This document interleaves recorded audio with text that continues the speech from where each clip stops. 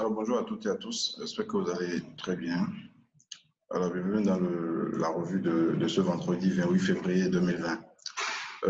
Alors, avec l'épidémie de coronavirus, les marchés sont très nerveux, le marché est très volatile.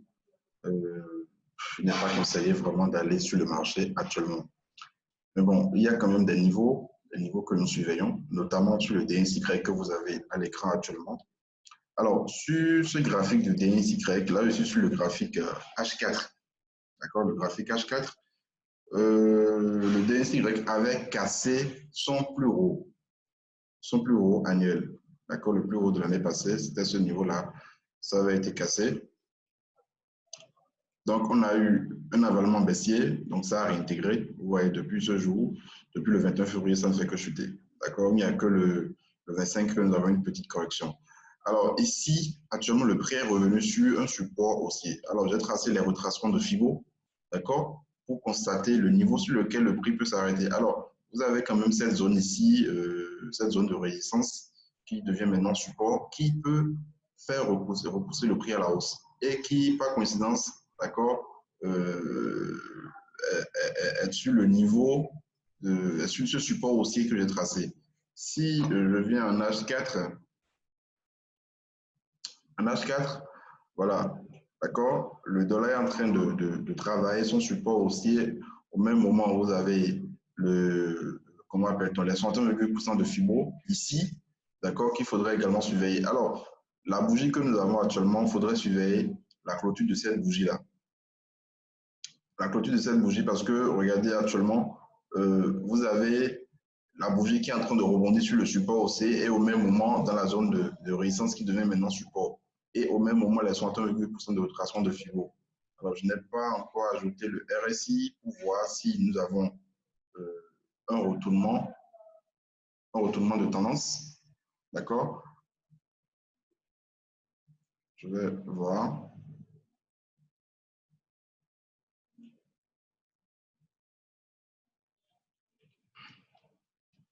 Et si nous avons, excusez-moi, une divergence.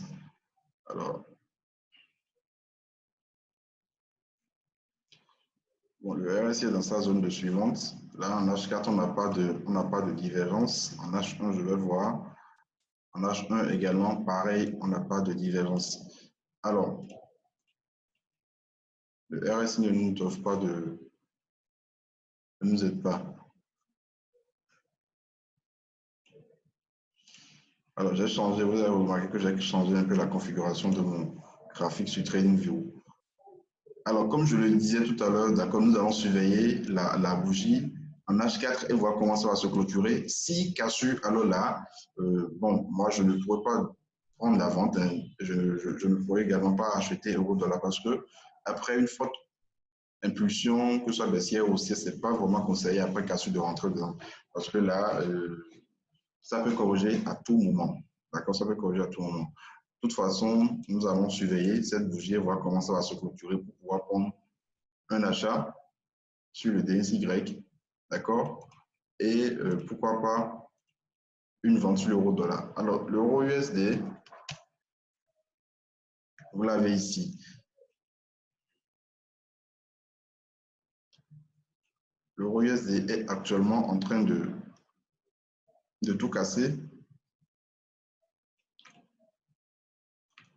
L'euro USD est géré d'abord en daily pour casser la résistance baissière.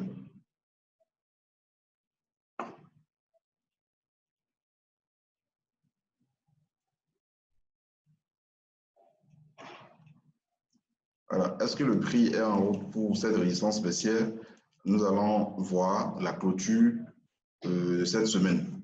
Clôture de cette semaine en hebdo parce que vous avez, la semaine passée, on a eu une bougie de retournement, vous voyez. Donc là, nous sommes en train d'avoir étoile du matin, d'accord, en hebdo. Donc c'est vraiment important. Ça peut nous annoncer un retournement haussier. Mais attention, d'accord, attention à la clôture journalière. D'accord? Attention à la clôture journalière aujourd'hui et à la clôture, comment on appelle-t-on, hebdomadaire aujourd'hui. D'accord? Il reste encore pas mal d'heures. Donc, le prix peut toutefois se clôturer en dessous de cette zone-là. C'est possible. Raison pour laquelle je disais, d'accord, est-ce que le prix est en chemin vers sa résistance baissière ici, d'accord, pour rebondir, c'est possible. Maintenant, il ne faut pas aussi écarter le fait qu'il y a voilà, le coronavirus et tout. Bon, il y a le marché qui sont nerveux. Voilà. Sans oublier le biseau descendant qu'on avait.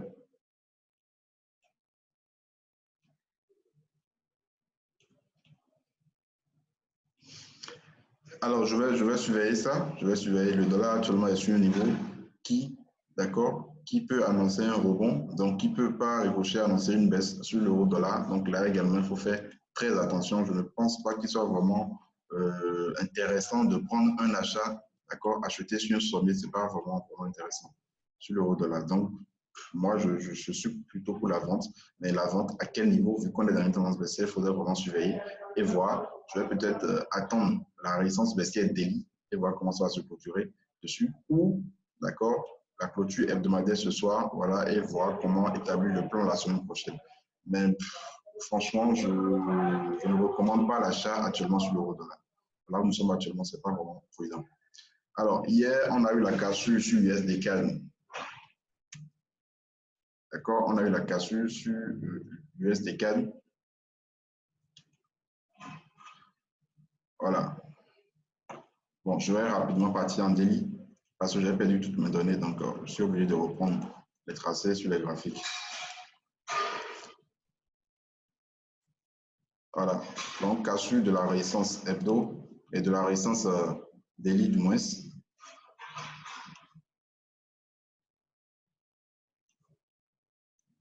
Donc, c'était hier, d'accord, un très bon point d'entrée à l'achat. Si vous n'êtes pas dedans, il vaut mieux attendre une petite correction pour pouvoir prendre la position à l'achat. Sinon, là, si vous achetez là, ce n'est pas vraiment intéressant. Le ratio ne serait pas du tout intéressant.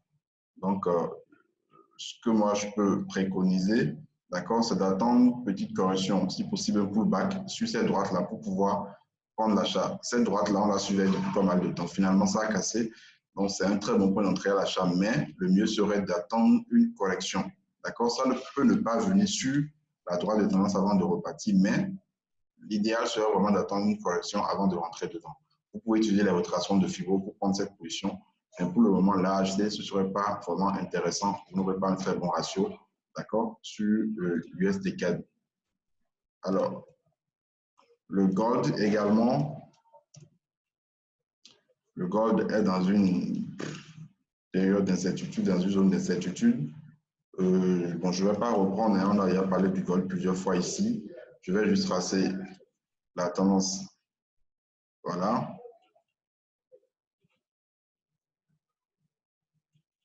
Est-ce que le prix viendra sur ce support haussier? Bon, je ne saurais le dire, mais je sais quand même qu'on peut attendre le prix sur ce niveau.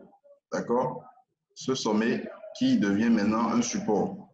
On peut attendre le prix sur ce niveau pour pouvoir prendre une position d'achat.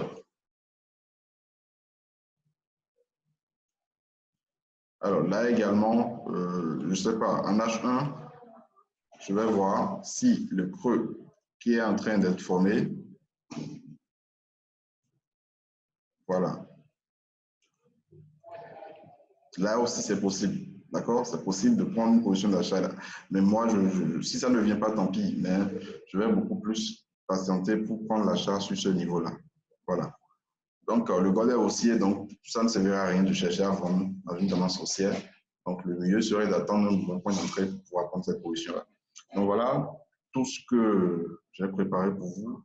N'oubliez pas de liker, de partager et de vous abonner à la page. Excellent week-end à toutes et à tous.